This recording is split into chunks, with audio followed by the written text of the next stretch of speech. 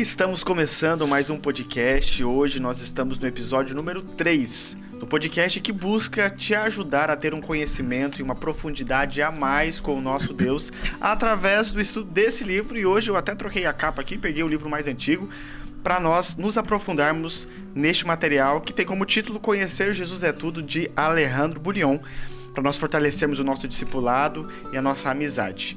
Porque ser raso não serve mais.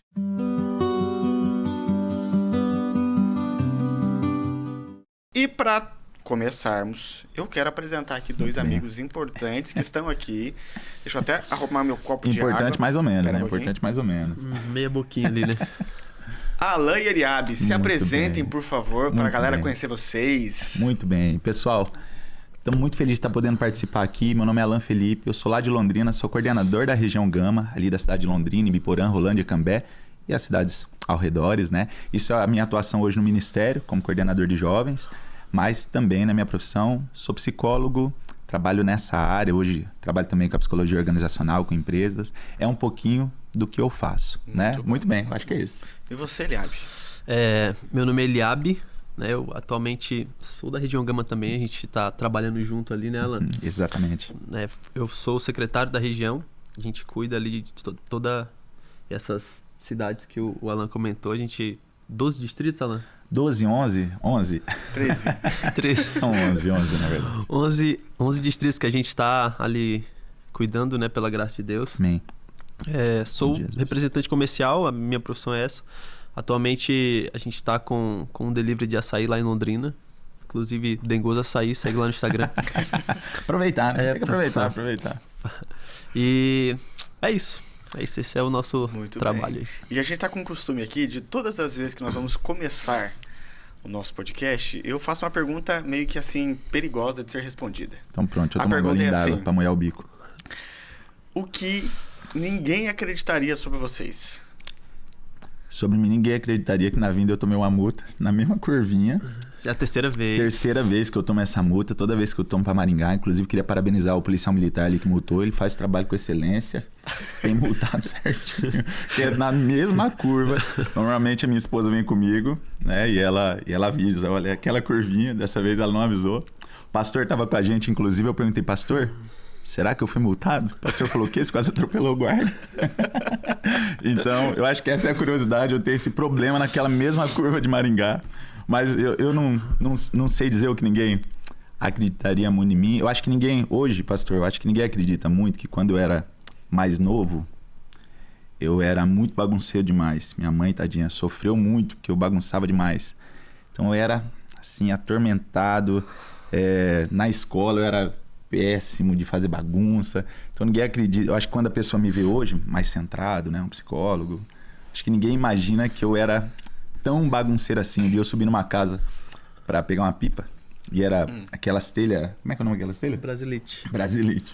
Caí no quintal de uma senhorinha.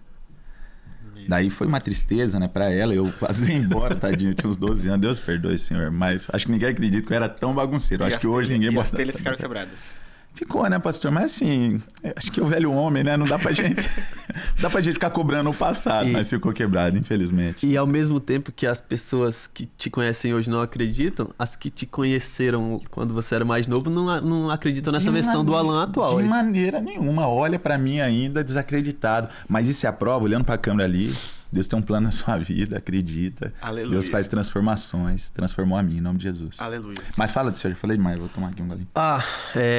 Uma coisa que ninguém acredita, eu acho que a gente tem a mesma personalidade, mais ou menos, a minha e do Alan, assim, a gente teve uma infância bem difícil, coitado do meu pai sofreu. Inclusive eu tava comentando isso com meu pai esses dias, ele tá passando um dia lá em casa, e falei que quando eu tivesse um filho, eu não queria que o filho fosse igual a mim, né? Quando eu era mais novo. Aí meu pai, e ore por isso. E ele foi bem enfático. Se apegue com Deus e ore por isso, porque foi difícil. Deus me livre. Foi difícil. Mas, e aquilo, né? Quem me conheceu quando eu era mais novo, ali, principalmente meus professores no Colégio Adventista, muitos não acreditam, né? Hoje, quando acompanho no Instagram, às vezes a gente conversa um pouco e agradece, de certa forma até parabeniza, né? Porque de não estar preso, nada disso. De não estar preso, exatamente. E Mas curiosidade que ninguém acredita, a gente é um livro aberto, né? Acho que... O que acontece aqui, fica aqui, tá? Eu acho que o meu pé é chato. Eu não tenho aquela casinha do pé. Isso é uma coisa que normalmente as pessoas não acreditam. Não acredito por causa do futebol, né? Meu pé é reto. Aham. Porque eu consigo andar com equilíbrio também, né? Normalmente. Por que você não conta que você foi convidado a se retirar do colégio adventista? Expulso. Vamos continuar aqui. Boa, desculpa. Vamos... Pesou o tempo. Desculpa, vambora. Eu ia pedir até pra mostrar o pé, mas deixa Um quieto. brinde a novas oportunidades aqui. Nova vida, beleza. Fique com Deus. Eu brindo sozinho, tá tranquilo. Nada tranquilo isso aqui. Vamos lá, pastor, desculpa. Aproveitando que você tá assim animado aí, feliz com tudo que tá acontecendo, de ouvir as histórias miseráveis do coleguinha, sobre o que a gente vai falar esse encontro aqui? Muito bem, muito bem. A gente vai comentar um pouquinho, pastor, hoje sobre o capítulo 2 desse livro. Ele conta a história de um missionário que ele se perde na floresta amazônica, na verdade, e ele fica num momento desesperado. E nisso que ele estava perdido, ele começa a ter algumas reflexões sobre tudo que está acontecendo. Sim. E ele começa a se perceber também perdido em sua vida espiritual. Ele se considera perdido em várias doutrinas, em uma visão muito legalista, talvez. E no final, ele se encontra salvo por um índio, e esse índio, depois as pessoas não veem esse índio, e ele considera que aquilo ali foi sim, né, um resgate ali espiritual. Deus encaminhou aquele índio, ou até mesmo um anjo. A história não relata de fato a conclusão disso. Mas a grande questão é isso. Ele passa por essa experiência e ele se percebe que talvez na vida espiritual dele, ele se prendeu tanto a doutrinas, e não que não haja importância em doutrinas. Existe sim a importância em doutrinas. Mas ele percebeu que ele estava tão aficionado com as doutrinas que aquele exemplo de Cristo, um relacionamento pessoal com Cristo, ele não estava vivenciando. Sim. E acontece isso, pastor, em particular, eu já compartilhei isso em algumas igrejas a qual eu participei. Aconteceu algo parecido comigo um tempo atrás, quando o pastor Rodrigo Silva lançou aquele curso da Bíblia, né? A Bíblia Online, um curso da Bíblia que ele tem. Comentada. Bíblia comentada.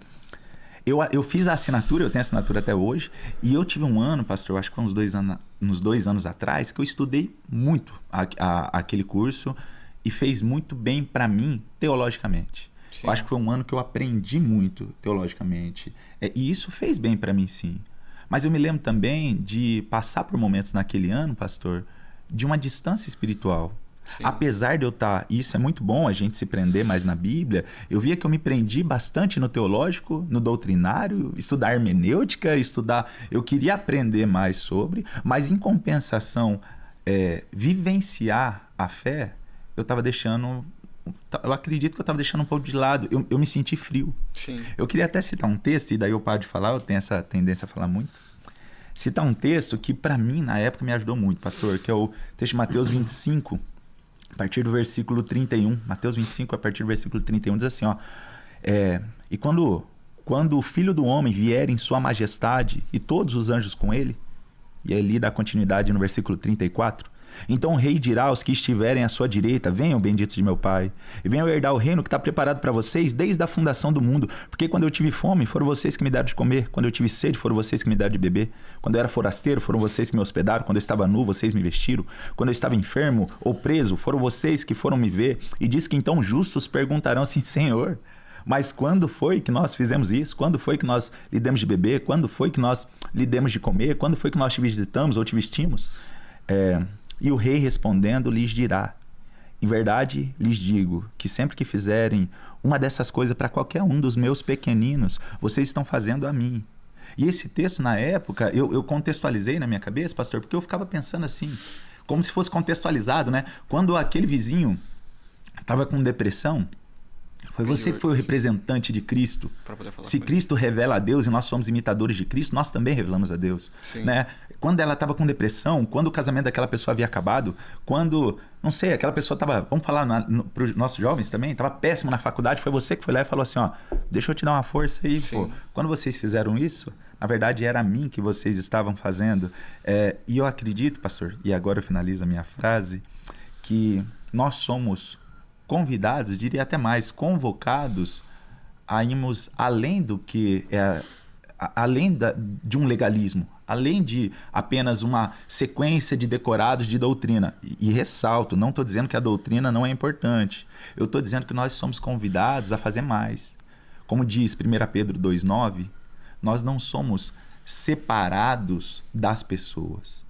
É o contrário, quando é dito que somos geração eleita, é eleita para as pessoas, para alcançar as pessoas, justamente para representar a Cristo para aqueles que precisam, assim como aconteceu na história. O cara perdido, e o que trouxe essa experiência pessoal de fé para ele foi justamente a ajuda de alguém. Sim. E nós temos essa oportunidade. Então tá parecendo que quando a gente está vivendo a nossa vida espiritual, às vezes a gente pode se pegar no meio de um labirinto, ficar meio perdido.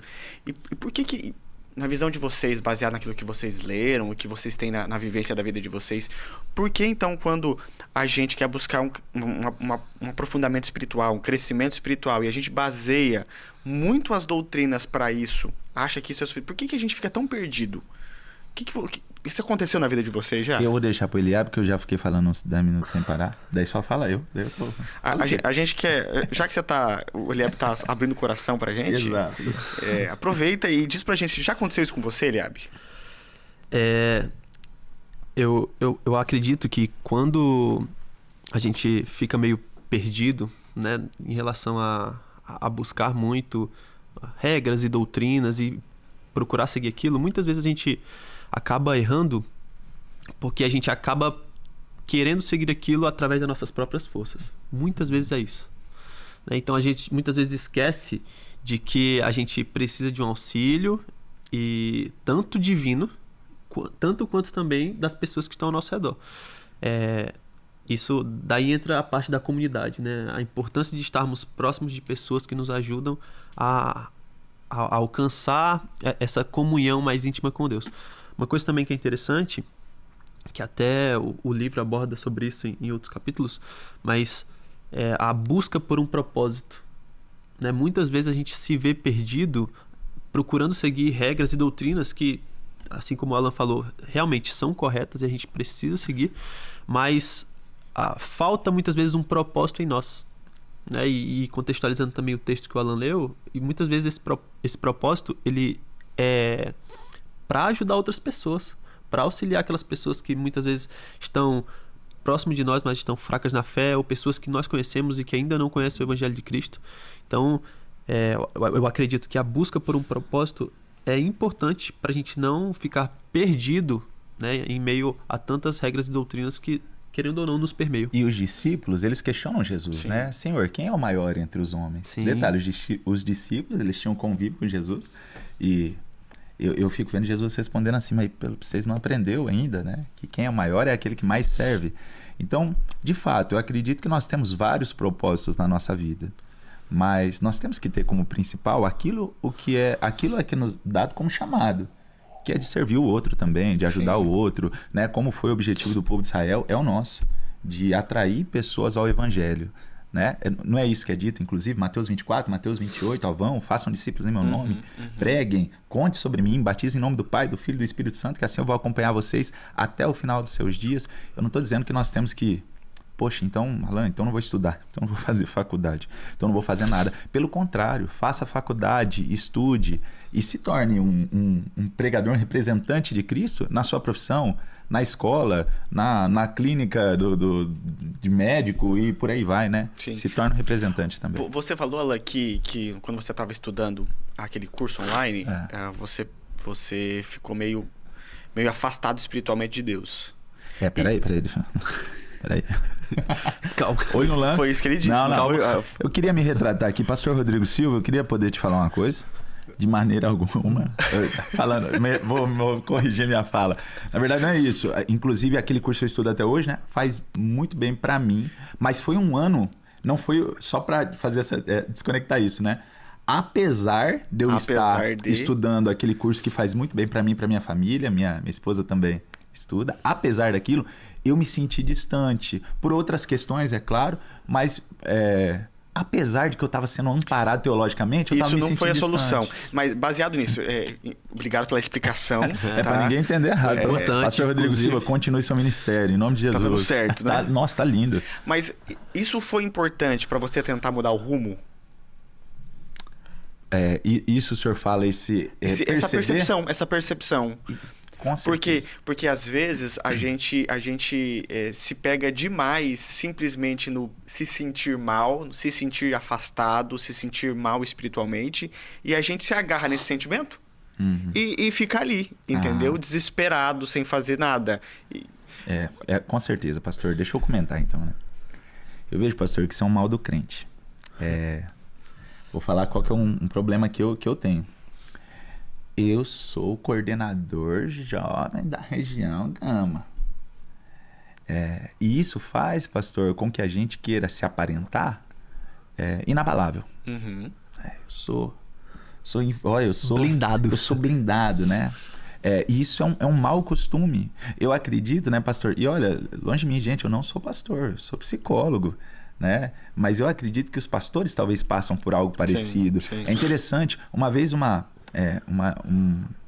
líder também, que eu admiro muito, falou para mim, Celan, é difícil que todo mundo me vê como referência. E às vezes eu não sei nem para quem pedir ajuda. E detalhe, nós estamos falando às vezes de uma visão estática relacionada a doutrinas que dá brecha para muito julgamento também, infelizmente, pastor. Infelizmente, existe esses julgamentos. Então, a gente se sente mal, às vezes, inclusive em pedir ajuda. Em poder falar para a pessoa assim, olha, eu tô passando dificuldade, ou eu tô me sentindo frio, eu não, sei lá, não tenho vontade mais de ir na igreja. Não tô tendo vontade de ir na igreja, não tô tendo vontade de... E outras pessoas talvez vão dizer, eu tô com problema no casamento, eu tô com problema financeiro, E a gente, pastor, às vezes fica com tanto medo de julgamento, e eu não vou nem dizer que é um medo irracional, porque de fato existe julgamentos, e isso dá medo. Sim. A gente fica com tanto medo de julgamento que a gente prefere se esconder na nossa fraqueza, na nossa frieza, do que buscar ajuda. Sim. Então, eu me escondi por algum tempo... me escondi atrás de passar lição, professor da escola sabatina, me escondi atrás de uma fala bonita, né? Uma boa oratória. Eu me escondi atrás disso e escondendo o coração quebrado que eu tava, talvez, que eu vivi.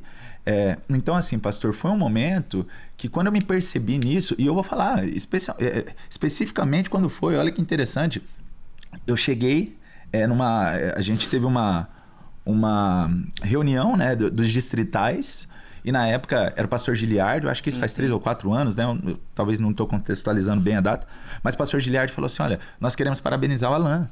A escola sabatina do Alan, na região dele, foi a escola sabatina que gerou o maior movimento. E eu olhando isso e pensando, meu Deus do céu. Sabe quando você pensa assim, velho, eu tô lascado. Porque na foto tá bonito. Eu tô lascado, sabe? E foi um momento que eu acho que foi um chacoalhão. Sim. E aí sim, pastor, a atitude que eu tive foi buscar ajuda. Buscar ajuda do meu pastor, né, da minha igreja local. Buscar ajuda na época do pastor Giliard também, que me dirigia. E na verdade não era nem uma ajuda específica. A ajuda era, olha, eu não sei nem dizer o que eu tô sentindo. Sim. Eu sei que existem, e eu fecho minha fala aqui, existem questões que são emocionais e precisam ser tratadas. Existem questões que são físicas, como o pé chato dele, né? De uma palmilha. Exato, precisa do ortopé. Né? E existem questões que são espirituais. Sim. E tem que ser tratado no lugar certo. Tem que ser tratado também de forma espiritual. E para mim foi sim uma virada de chave, me perceber perdido do jeito que eu tava. Mas isso aí é interessante porque é o seguinte, no livro, cara, o personagem que tinha caído dentro de um buraco, né, tentando numa trilha, ele foi achado por um indígena que depois se descobriu que na realidade, teoricamente, para quem viu, ele não existia. Mas para quem vivenciou a experiência, era o próprio Jesus. Provavelmente você não apareceu ninguém para você, né? Como que a gente pode perceber uma ajuda, mesmo talvez não existindo algo sobrenatural acontecendo com a gente? Porque talvez algo sobrenatural é fácil. Não, cara, apareceu para mim alguém do nada e depois a pessoa sumiu. Foi Deus que falou comigo. Sumiu na fumaça. Todo mundo quer ter essas histórias. Não, todo mundo. Né? Mas você não tem? Eu tenho essa história que ninguém acredita. Mas é isso aí. E como colocar isso na prática? Tipo assim, eu preciso saber que Deus está comigo, mas nunca aconteceu algo sobrenatural comigo. É pra mim ou pra ele? Eu vou primeiro ou vai você? Porque se eu falar, 2, 2, 1, 2, 2, 1, eu fico aqui até 2, 2, 1. 3 horas. Eu vou falar. Muitas vezes, como você bem comentou, né? A gente acaba, de certa forma, desprezando um pouco das bênçãos que aparecem pra gente ou das ajudas que a gente recebe pelo fato de não ser algo muito sobrenatural. Muitas vezes, um pequeno conselho, uma pequena conversa que você tem com o irmão da igreja ou com os seus próprios jovens, isso falando agora como líder jovem, fui líder jovem há alguns anos na minha igreja, e muitas das vezes os meus próprios jovens me ajudavam em coisas que talvez eles nem imaginavam que estivessem me ajudando, entendeu? Sim. Então, a gente, igual a gente comentou aqui, acabou brincando, todo mundo quer uma história dessa, né? A gente quer, de certa forma, até ter esse testemunho para, de certa forma, contar e inspirar outras pessoas, mas a gente acaba esquecendo que as pequenas conversas, os pequenos conselhos acabam também sendo relevantes para a nossa vida. Talvez até sendo mais relevantes do que uma experiência sobrenatural que muitas vezes a gente vai acabar contando e aquilo vai acabar sendo banalizado de acordo com o que eu vou falando muitas vezes. E na verdade... Que fica aquele tipo de negócio assim, lá vem as histórias. É, exatamente. Lá vem as histórias de pastor, né? Lá vem essa conversa, né? E na verdade, se a gente começar a olhar com cuidado, pastor, a trabalhar na nossa perspectiva, na nossa ótica, a gente vai perceber que existem várias ações que muitos diriam ser simplistas, várias ações simples, sim, que a gente vê de forma prática, ativa, um milagre acontecendo, uma ação clara de Deus. E olha, eu digo até, vai além de fato estar acontecendo algo aqui. Quando a gente abre lá, eu até abri o texto aqui, né? Gênesis 18, a partir do versículo 23, está contando um pouco da história de Abraão orando pelo sobrinho Ló. Sim. Abraão intercedendo pelo sobrinho Ló. E Abraão, ele questiona Deus: Senhor, mas se tiver 50 justos, ainda assim o Senhor vai condenar aquela cidade? E a gente percebe que através da oração de Abraão, de fato, houve algo ali espiritual acontecendo. Né? Até mesmo a oração à distância. Sim. A gente não tá nem falando de oração de imposição de mãos. A gente tem Moisés, né, e Êxodo 32, tem uma prática parecida, né? O povo constrói o bezerro de ouro, Deus fala: olha, Moisés, a terra vai abrir, eu vou dizimar esse povo, vou construir uma geração a partir de você. E Moisés também intercede pelo povo. Chega um ponto, inclusive, na história do povo, que Moisés diz assim: Senhor, se fizeres isso, que tire meu nome do livro da vida. Olha só, Moisés também interagindo pelo povo, orando pelo povo. Então eu acho, pastor, que a verdade é que nós perdemos também um pouco da sensibilidade de perceber a ação de Deus cotidianamente da nossa vida. Nas mínimas coisas. Nas mínimas coisas. É num bom dia diferente, é num apoio diferente, é numa oração que alguém faz por você. Eu tenho certeza que tudo isso tem um impacto espiritual muito grande, né? Mesmo que talvez a gente não veja como aconteceu no livro, um ser que só nós vimos e outras pessoas não. Então talvez alguém que seja cristão desde criança tenha mais dificuldade para poder experimentar isso, porque o cotidiano foi desde pequeno. E então fica difícil. E talvez você que está nos ouvindo aí perceba que por mais que tenham histórias extraordinárias que falem a respeito de coisas que aconteceram na vida de pessoas e que mudaram a forma delas agirem, a forma delas pensarem, talvez para você não aconteça. Talvez para você aconteça algo muito simples. Talvez seja simplesmente Deus falar com você através do seu próprio estudo da Bíblia. E isso transforma a sua vida. Então, algo que precisa ficar muito claro na cabeça das pessoas é que nem todo mundo precisa passar por uma experiência de estar perdido na selva amazônica e ser encontrado por um indígena. Exatamente. Né? Isso é um fato importante. Então, porque às vezes a gente fica esperando isso, né? Esperando que Deus apareça de forma milagrosa e extraordinária. Mas aqui está a grande chave da questão. Entender que esse relacionamento com Deus precisa ser algo vivido, experimentado. E a experiência de cada um é diferente. Se eu fosse perguntar para vocês assim, você já deixou meio aberto uma história bem interessante, Alan. Mas você já passou por um momento assim? E qual foi a saída que você encontrou? Aonde Deus mostrou para você que Ele estava ao teu lado e que a vida não é tanto pautada em regras e simplesmente doutrinas, mas sim no relacionamento com Deus? Te joguei agora na corda aqui para você abrir o seu coração. Pensa rápido. Não, 30 segundos. Pip, pip. Eu acho que a gente tem muito essa experiência quando, principalmente a gente que é mais jovem, acaba pegando um ministério pela primeira vez. Uhum. né? Eu tenho certeza que até as pessoas que estão nos ouvindo, elas vão se identificar que quando você sai ali da adolescência, e principalmente para quem é adventista de berço, quem cresceu na igreja, né? Você acaba chegando um momento que a comissão te intima, né? Ó, e aí? Vai pegar o quê? E seu pai era ancião, né? Meu pai... filho do ancião. Sempre foi ancião na igreja, então assim, chega um momento que a gente precisa assumir alguma coisa. E aí começa a vir. E de acordo com que o tempo vai passando, depois que você acaba se responsabilizando com o ministério, no começo é muito isso, né? A gente quer seguir as regras ali e tá constantemente com o manual da igreja aqui, procurando o que eu posso ou não fazer. Não, isso aqui... Se encontrar o irmão no mercado, você olha no carrinho dele, né? Ah, tá. Irmão, isso é glúten? É glúten. Soja, irmão, isso aqui. Soja. Café de milho, né, irmão? Então, bora. Enfim, a gente acaba pautando muito nossas atitudes, muito na questão doutrinária, né? Ali, até um pouco do legalismo, a gente acaba trazendo um pouco para nós.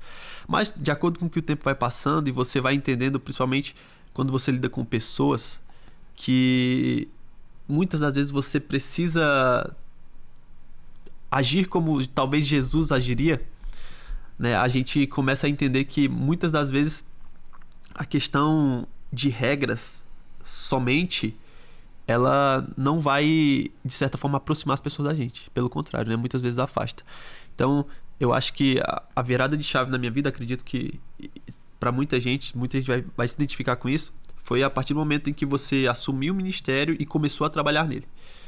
Né? Você assume e quer seguir tudo à risca, procura fazer ali todo o possível para não sair da linha, mas chega num momento em que você entende que quando você impõe muitas regras, você acaba afastando as pessoas, e isso é o oposto do que Jesus fazia, né? Inclusive lutou um pouco com isso, principalmente contra os fariseus, e essa foi a minha vivência em relação a isso. E na verdade, fazer até um comentário aqui, pastor, na verdade é um perigo que a gente corre em atrelar que a nossa salvação ela está relacionada a um conjunto de regras. Sim. Né? É um perigo que a gente corre. A gente lê lá, por exemplo, em Marcos capítulo 10, a história conta que o jovem rico chegou correndo. Eu acho interessante que fala que ele chegou correndo, se ajoelhou na frente de Jesus. Fala assim: Senhor, o que eu faço, né, para herdar a vida eterna? Jesus fala: olha, guarda os meus mandamentos. E ele olha e fala: tô safe, né? É isso, tô pronto. Você guardar os mandamentos, de nada. Tô em casa. Tá tudo certo, né? O que mais que eu tenho que fazer? Isso eu faço desde a minha meninice. E Jesus disse: olha, então, vende tudo que você tem, dê aos pobres e me segue. Não é pecado ser rico, ter dinheiro, ter posse, não é pecado. A gente tem a história de Abraão, que tinha posses, né? Jó tinha posses também, né? Não é a condenação não é por ter posses. Nesse caso, o grande problema é porque era justamente essas posses, mesmo que não fosse uma doutrina, era essas posses que afastava o jovem rico da vontade que Jesus tinha para ele, do relacionamento. Isso. Talvez para mim é outra parada. Para mim, às vezes, não é as posses, mas para mim, talvez é isso aqui. Uhum. Ou talvez, não vamos nem falar do celular, que eu sei que é falar isso, às vezes vira uma crise, né? Problematiza. Sim. Vamos falar para quem tá já nessa fase em jovem adulto, né? Às vezes, para mim, é o trabalho. Sim. Que eu quero trabalhar um monte e eu não me dedico mais, eu não tenho mais convivência com Cristo, porque para mim, só o que fala na minha cabeça é o trabalho. Eu não sei o que afasta a pessoa de Cristo. E repara na história desse jovem rico. Não era o problema das regras. Uhum. As regras estavam sendo seguidas. O problema é que tinha algo que impedia ele de fazer a vontade de Cristo. Sim. E é isso que nos afasta também. Pode ser algo que nem está como doutrina, mas é o que nos afasta. É o que pode estar nos afastando, né? Então, acho que sim. Vai muito além do que é colocado como doutrina ou... Detalhe, não que as doutrinas não sejam importantes. Sim. São sim importantes, e a gente, né? Mas vai além disso. Para quem já leu o material, né, o nosso livro adiante, vai perceber que a gente vai conversar sobre isso. Né? Então é importante frisar que você não pode agora pegar e... Liberou. escutar esse único episódio e falar o seguinte: bom, Rasga o manual da igreja. O Alan falou. Não é sobre isso. Talvez a ordem dos fatores aqui altera o produto. Então, se você quiser colocar as regras e doutrinas antes do relacionamento com Deus, pessoal, terá um problema. Agora, se você se relacionar com Ele, comumente, tudo que Ele estabeleceu como princípio é natural. Porque você vai começar a se parecer com Ele. Então, isso muda totalmente. A gente pensou bastante, colocamos coisas aqui nessa mesa que até houve arrependimentos hoje aqui, você escutou? Sim. Então, a gente vai... Depois, se você quiser marcar aqui nesse episódio, o Rodrigo Silva, tá? Você pode deixar marcado. Pastor, eu quero dar um testemunho aqui rápido. Toda vez que eu tô fazendo o curso do Rodrigo Silva, tem uma hora que eu paro, eu tô tão assim, impressionado, tão admirado com a sabedoria dele, inspirado por Deus, tenho certeza nisso. Pastor, não é mentira, já aconteceu algumas vezes que eu fecho o olho e eu oro pelo Rodrigo Silva. Falo, Senhor, abençoe esse homem, em nome de Jesus. Que ele continue indo bem, em nome de Jesus, porque, de verdade, é um ministério incrível. Então, só reforço, né? O Rodrigo Silva tem ajudado bastante, tá ajudando a gente aí. Manda um coração assim pra ele. Não, eu não tô mandando coração lá. Não, tô brincando. Rodrigo Silva, obrigado. Forte abraço. Vamos lá. O que o povo pode fazer essa semana para que a gente consiga colocar isso em prática, Eliabe? Um desafio pra galera e colocar isso de entender que existe apoio, que não são as regras que baseiam o nosso relacionamento. O que eles podem fazer? Boa. O desafio dessa semana, pra gente colocar tudo isso aqui em prática, né? E principalmente começar ou aprofundar esse relacionamento com Deus, 7 minutos com Jesus por 7 dias. Olha, gostei Uau. desse negócio. Né? Você que já tem o hábito, principalmente ali, de estudar a sua lição, né, diariamente, de estudar a Bíblia, você agora vai... Se você já fica mais de 7 minutos, ok, fique o máximo de tempo possível, né, ali, baseado na sua rotina, mas 7 minutos é o mínimo. 7 minutos com Jesus por 7 dias. Para que isso se torne uma rotina. Né? Então, você vai estudar a sua lição, estudar a sua Bíblia, você vai ter um momento de oração e eu tenho certeza que fazendo isso durante 7 dias, cumprindo a risca, a gente acaba criando o hábito, né? E isso vai sendo não só por 7 dias, mas... Se acabar os 7 minutos, pode estender? Com certeza, 7 deve. 7. Agora, agora, se não chegar nos 7 minutos, pode parar?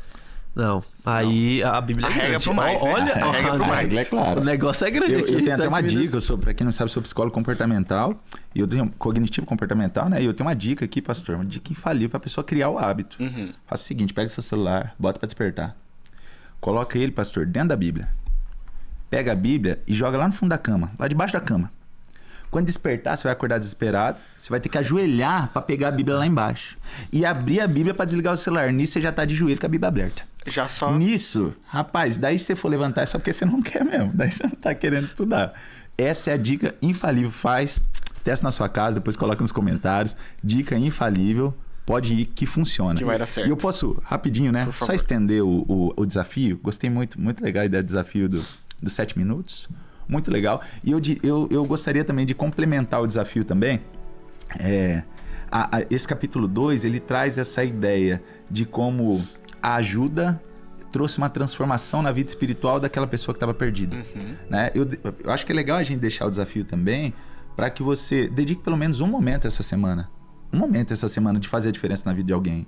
Eu não sei nem qual que seria o formato. Porque às vezes fazer a diferença é algo mais simples do que a gente está pensando. E pensando no que ele falou, eu acho que a gente complementando então esse desafio, 7 minutos com Deus por 7 dias, e qual que é a tua responsabilidade para ajudar? Lembrar um outro de fazer esse momento com Deus. Fala assim, Alan, você já teve teus 7 minutos com Deus hoje? Boa, me manda mensagem. Quem tem meu contato, manda mensagem pro Eliabe. Quem tem o contato dele, cobra ele.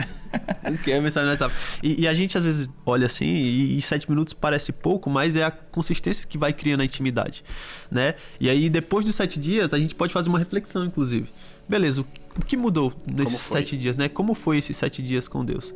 E se para você foi uma experiência boa, que com certeza vai ser, né? Não tem como não ser, você continua, né? Exatamente. Continua com esse desafio, você pode replicar aí pros seus jovens, pras pessoas que estão próximas a você, que eu tenho certeza que vai sair alguns testemunhos bons. Talvez não sobrenaturais como o do livro, né? Deixando bem claro, inclusive, já trazendo pra nossa conversa. Mas tiver testemunha. Mas se tiver testemunha, o importante Mas, é isso. E inclusive é importante ressaltar, esse momento diário que você vai ter com Deus, não vai mudar a opinião de Deus sobre você, mas vai te transformar, né? Na verdade, não é, poxa, eu vou ficar 7 minutos porque Deus vai gostar de mim. Deus já te ama incondicionalmente, mas é pra te transformar, é pra nossa transformação, né? A gente comenta aqui, não é só pra vocês, é pra gente também. Sim. A gente comenta porque pra gente também existem dias que são mais fáceis, existem dias que são mais desafiadores, né? Como eu mencionei agora há pouco.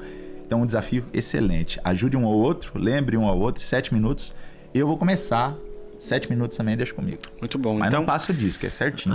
Durante essa nossa conversa, então, a gente entendeu que dá pra gente transformar a nossa fé, que às vezes pode parecer um fardo, um peso, em algo que realmente é transformador e é gostoso de ser vivido. Então transforma essa sua fé baseado no que você entendeu hoje. Existe pessoas que podem te ajudar, existe um Deus que está aí ao teu lado.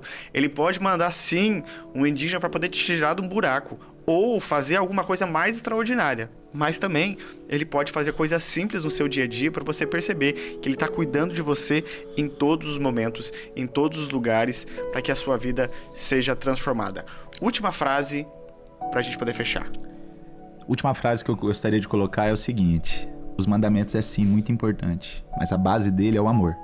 Amor a Deus e amor ao próximo. A primeira parte dos 10 mandamentos representa o amor a Deus acima de todas as coisas. A segunda parte dos 10 mandamentos representa justamente o amor ao próximo. Então, os 10 mandamentos, as doutrinas, são importantes sim. Mas é muito importante você lembrar que a base de tudo isso é o amor a Deus e ao próximo. Essa é a minha última frase. Última frase. Última frase. Assim como aconteceu, né, na história do capítulo 2... Um guia inesperado pode acabar levando você para a felicidade, encontrar a verdadeira paz, né? Que a gente possa estar atento a isso e que, por menor que seja essa experiência, ela possa ser transformadora na nossa vida, assim como foi no livro. Muito bom, muito bom. E a gente agradece, pessoal, porque a gente bagunçou tanto que eu acho que nós não vai ser mais convidado. Mas a gente agradece. Chico. Então, gente, até uma outra oportunidade. O próprio pessoal do estúdio aqui também. Talvez. Quem sabe um dia, né? A gente volta. Em algum outro momento. Obrigado, pastor. Foi muito Tamo legal. junto. E no próximo episódio, nós estaremos conversando sobre a profundidade do sacrifício de Jesus que impacta a nossa vida e que transforma quem nós somos. Como eu poderia deixar de amá-lo sabendo o que ele fez por mim? É sobre isso que a gente vai conversar. Então fique ligado, porque logo, logo lançamos o nosso próximo episódio para que você aumente sua profundidade no relacionamento com Cristo, porque ser raso não serve mais. Muito bem. Valeu, pastor. Abraço, gente. Valeu, galera. Tamo junto. É nóis. Vambora.